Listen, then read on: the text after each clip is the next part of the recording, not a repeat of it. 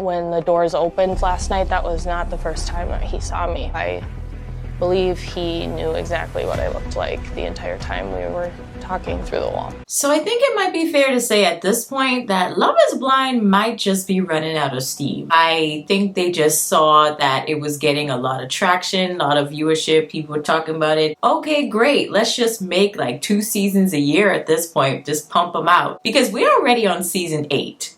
Yeah, if you didn't know that, I'm telling you now, we're on season 8. I just finished talking about season 7 not too long ago, and I'm just like, wait a minute. Now we are on season 8 with new couples, and I can't really say new drama because it hasn't been that drama filled. It's been kind of boring. I feel like season 7 probably took most of the juice. It's like they drained out all of the fat. The most entertaining parts are not in this season. And I thought it was just me until I started looking across the internets and people were like, yeah, this season isn't really giving. I don't know if it's just me, but it's not doing it for me. And I have to agree. I literally couldn't even remember the couples. I remember one particular couple only because they were black. The guy in the couple, I think he's mixed, or they might both be mixed actually. I don't know. But either way, I just only remember them. And to be honest, I don't remember their names, but I remember their faces. When it comes to the other couples, most of the guys look the same haircut, same face shape, or similar face shape, I should say. I'm just like, who is who? So let's start with Monica and Joey. They were our first couple to get engaged. I don't really remember what the heck they even talked about in the pods. A lot of these couples come on this show and they're just like, oh, I feel like when it comes to our morals and values, like we have the same ideas and beliefs. And it's just like, do they cut these parts out of the show? I don't remember seeing that. You know, like when did you guys talk about that or discuss those things? I don't.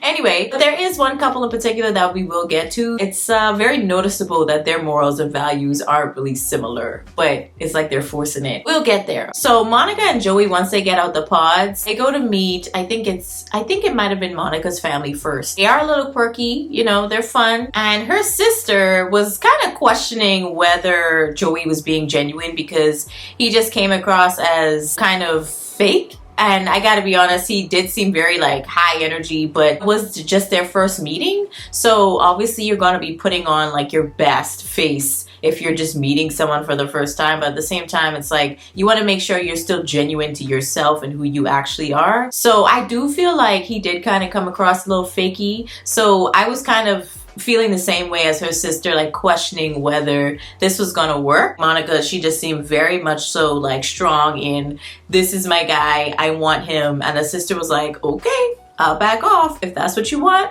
go ahead, you know, I'll support you. I feel like most of the guys on this season, they were just pretty much saying what they felt the women wanted to hear. They themselves didn't actually believe what they were saying. They just was like, you know what, this is probably what she's gonna like. You know, I'm gonna say something that kind of goes along those lines. Now on the 10th episode, they release episodes every Friday over on Netflix, and they haven't made their decisions yet in terms of like obviously at the altar. So yeah, but we'll move on to Devin and Virginia. So I think Devin is indeed mixed because his mom is white. When they went to go meet his parents, they did talk about a lot of things. They even talked about a prenup. When they were in the pods together, it did seem like Virginia at first wasn't really taking Devin all that serious because he was a couple years younger than her, but she eventually, you know, she came around. But they were the only couple I think that even bothered talking about a prenup. The parents initially, his parents weren't really on board because they were like, usually it's like, why would you really need that unless you're anticipating a divorce?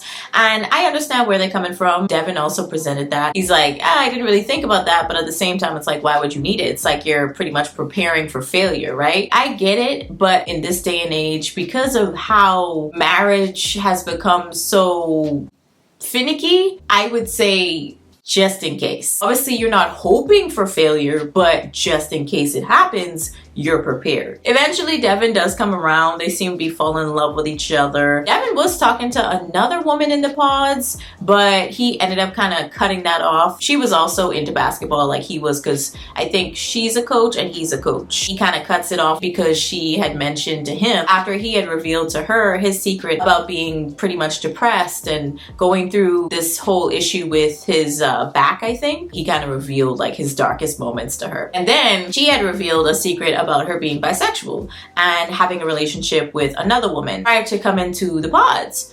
But he did not really take that too well. You could see that in his mind. He was like, bisexual? I think not. Basically, that was him, but without saying it. And I think she picked up on that energy, but she was disappointed by the energy because she was expecting more acceptance. She was just kind of like, oh, okay, well, guess you're probably just going to go with your other pick. He proposes to Virginia, and that's how we get up to this point. But eventually they do sign their prenup, and it seems as though they're in good standing leading up until the wedding. Now, Daniel and Taylor, they seem to kick it off pretty well. They both are really into Christmas, and they connected on that amongst other things, but they didn't really speak about anything that deep that I could really remember. They talked about some stories here and there. After they get out the pods, there's a little bit of drama because she now thinks that he actually had added her on Instagram, but then decided to delete her or unfollow her after he decided to come to the pods or something like that. And I was like, I mean, how would he know who's in the pods before he goes in there? Unless he was doing some major stalking, I don't see how that would even make sense. So she had basically in her mind concocted this story of, what if he knew what I looked like and he like found me in the pods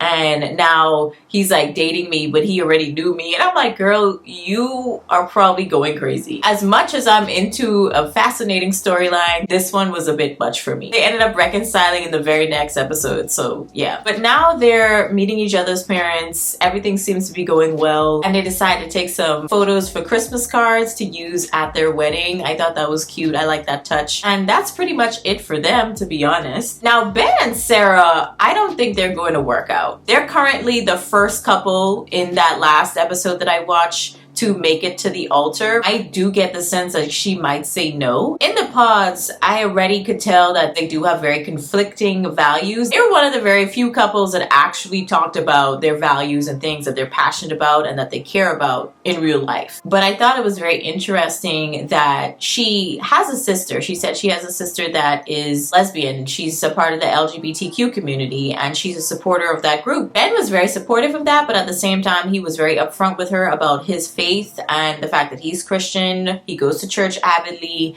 Those are his beliefs, but he is on the side of treating people with kindness and accepting them for who they are and they shouldn't have to change, blah, blah, blah, right? So they got over that hurdle, but then another one came when they actually got out of the pods. They had their little good time on their honeymoon like everybody else. Then things start to get a little iffy because Ben takes Sara to his church and it seems at first like, you know, everything's okay.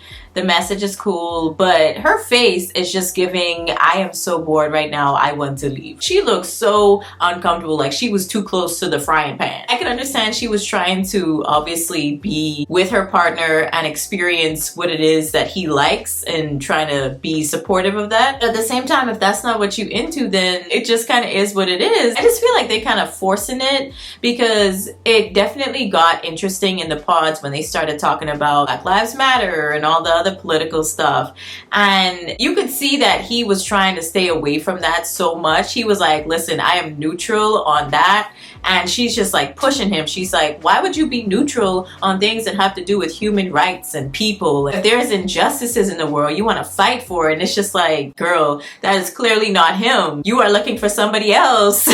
Ben is just going along with it, hearing her yap this entire time. And he's just like, yeah, sounds great. Like, I agree with you. Awesome. The only thing that he seemed very stern on was the fact that he was Christian, has Christian beliefs, and he goes to church. That's not changing. It is what it is. You should just accept it. But everything else, he was just so flippy floppy. And I'm just like, what are we doing here, Ben? What do you stand for? If you're not political, say that. If you're not into marching down the streets for all the injustices that your potential future wife Sara is going to be into, then say that. Say that that's not what your interest is. It's that simple. I didn't understand why he kept letting her kind of bully him in a way into saying what she wanted to hear. It got even worse when I think they had that last date before their bachelor and bachelorette parties before the wedding. Sara started talking. She was like, yeah, online I kind of logged into your church and I got to see another sermon, and they started talking about LGBTQ stuff and how they were supportive, but at the same time they have their beliefs, they accept you, but at the end of the day they're still a Christian church. And it's like, yes, we're gonna love and accept you because love your neighbors. At the same time, the Bible does go against the LGBTQ life. It just is what it is. You can't really force someone to accept certain things when that's not what they believe in. You know, but of course the world has gotten to that point and it's just kind of like, eesh, that's when you get a lot of tension. But you could clearly see that tension was written all over Ben's face. He was like, listen, I already told you several times that I support the LGBTQ movement. I will go to Pride with you. But when it comes to church, obviously it is what it is. They're going to preach what they're going to preach. I can't change them. And then she's like, what do you mean you can't change them? What do you mean you can't change things? Literally all Sara was doing was this. I'm just like, geez, do you not get tired? At the end of her rant, she was like, you have any questions for me? And Ben's just like, girl, I'm exhausted. Like, I'm ready to tap out at this point. He didn't say that ending part about tapping out, but he might as well have. But they show up on their wedding day, you know, all bright-eyed and bushy-tailed, and he seems super happy. And I'm just like, this is cool, y'all saying nice words and all, but at the same time, let's be real with ourselves. If y'all do get married, y'all probably get divorced in the first year. That's the one couple that I'm like, yeah, no. Y'all foundations are completely different. But we're gonna move on to David and Lauren. That was another definite situation where I was like, not gonna work. Because David can't decide what he wants. And he uses a lot of excuses to kind of push off having to talk about certain things. Whereas Lauren was pushing him to do it. But David was in between Lauren and Molly. He was saying a lot of different things to both of them and confusing them, basically making it seem like both of them were his number one. But at the end of it, he tells Molly, if you're gonna push me to make a decision, like I don't know. I don't think I could like really commit to you. I think I have to choose Lauren. He never actually said to Molly like, yeah, I choose Lauren. He never really said like, this is my decision. It was just a lot of like fluffery, trying to save people's feelings, and it was just getting really annoying if I'm going to be honest. Molly gets pushed to the side, she gets emotional about it, but she's cool,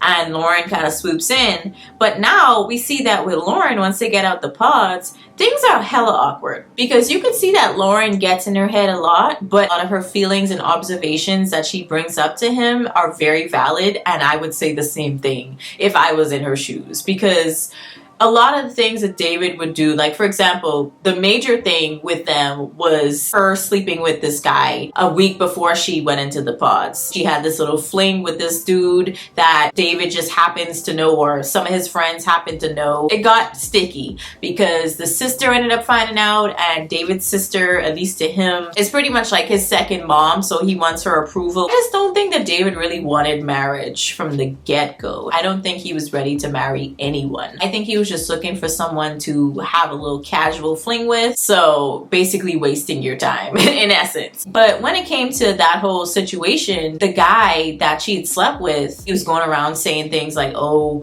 we were together and you know we had a relationship and we never broke it off. Lauren, she also was saying some things that were kind of confusing to David, to be fair, but really and truly I do think that David at the end of the day just was looking for an excuse to get out of this. I think he was using this whole other guy situation, blowing it out of proportion, to basically give him some solid ground to stand on for breaking up with her. But then he decides at the end of it all to pretty much break it off with her, but then makes it seem like he wasn't really the one that broke it off. She was the one that made that decision. And I'm just like, were we not just watching that? I'm so confused as to how you're confused about how that went down. It's not making sense to me, David. It's really not. Anyway, but they meet up at the party soon after. He came over to talk with her, smooth things over, but yeah, it's like, I don't really think she wants to be friends with you, buddy, so just leave that alone. Molly was clearly on her side, which is, you know, pretty much probably me, because I'd be like, you're wasting her time. Madison and Alex was another couple that got together, but not really. At the end of the day, Madison ended up getting in her feelings because of something that Alex had said. I think that was in relation to Mason. Mason was another guy in the pod who was kind of going between Madison and another woman, but I can't remember the other woman's name, but oh my god, she could talk. Her and Sara, like, yappa yappa yappa. But Madison was getting more of what she wanted a lot faster in terms of answers from Alex. So that's why she just decided to cut things off with Mason. But before that, Mason was like, you know, you're my top person, you're my number one. It just was like clearly not the truth. He probably just didn't want to lose her. So Alex and Madison, they're now a couple. But Madison was still angry about the fact that Mason decided decided to take back what he said. The next day, he was like, yeah, I said it, but I didn't really believe it. Which I could understand. I understand where he's coming from. I get why she would be feeling a ways as well. I think he, in that moment, was feeling very emotionally attached to her, but he couldn't really figure out his feelings just yet in terms of like what he wanted to do, who he wanted to choose. So I could understand it because you really only have a couple of days to figure all this out. Madison kind of explains all of this to Alex, and Alex, in a way, was kind of trying to explain Mason's side to her. Madison was so caught up in her feelings. Like, I feel like she's kind of immature. And Alex, I think, kind of picked up on that, even though he ends up having some things that end up being questionable as well. But I think Alex kind of picked up on her being very emotionally immature in terms of how she explains herself, handles her feelings, all that stuff. Because he kind of came across to her as though he was taking up for Mason, she took that personally, got mad, and then I guess she said he ruined the mood, quote unquote. Yeah, it just was like, okay. He was just like, yeah, I don't think we could do this. And then they just kind of called off that relationship because it wasn't gonna work. I think her basically saying to him afterwards that she can't promise him that she won't have like bad days, and you know, she might not be able to always show up as her best self or something like that. I think that kind of made it even worse. Even though obviously, because we're human, we're gonna have bad days. We're gonna have days where we're feeling a little bit more emotional, a little bit more like down in the dumps about certain things. We're not gonna always be super present and available and be our best version of ourselves. That's obvious. But the thing is, the fact that she said that right after having that little emotional breakdown, in a way, it was like, I don't know if you're ready for this. So at the party, when everybody's meeting each other, we see that Mason had reconnected with that other woman that I just can't remember the name of right now. You see also that Madison, she's looking over at Alex, and she's just like, Mason's a liar. And also Alex, he has his issues. I forgot what she said. I've been forgetting so many things when it comes to this season. Honestly, I feel like Virginia, when she's with the rest of the women, you could tell she's very disconnected. She is very soft-spoken. I feel like her. I'm kind of bored, but I'm not gonna say it, but yeah, it's all over my face. Like, I don't really want to be here, but I'm forced to hang around you guys. Like, I'm forced to watch this season. I'm not really forced, obviously, but it's like painful to watch. That's pretty much it in terms of the couples and everybody of interest anyway that they kind of focused on, because you know this show likes to focus on just a few couples and then that's it. They forget about everybody else, even though there are some couples that are outside of that little bubble that do get engaged that we don't hear about. But yeah, anyways, I just think this season is so boring. I'm waiting for it to be over, and I'm waiting to see who ends up getting married and whatnot. But let me know your thoughts on it down in the comments. I'll catch you on the next one. Peace.